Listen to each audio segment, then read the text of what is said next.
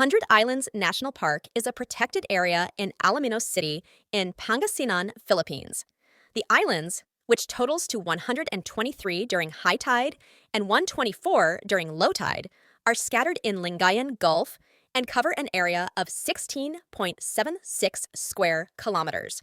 The whole area is believed to have formed about 2 million years ago, based on the ancient corals found inland believed to comprise the seabed on an ancient sea. Some of the islands are blessed with white sand beaches, others with limestone cliffs.